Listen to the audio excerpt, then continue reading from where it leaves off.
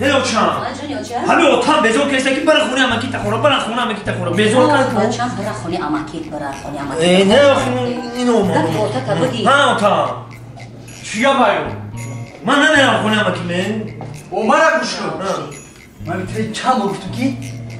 ما نه پنجاس ما بگی؟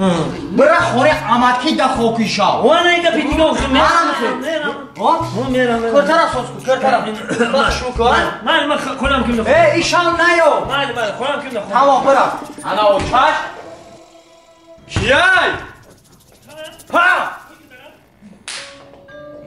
به بچه توی اوچاش همونجا بزن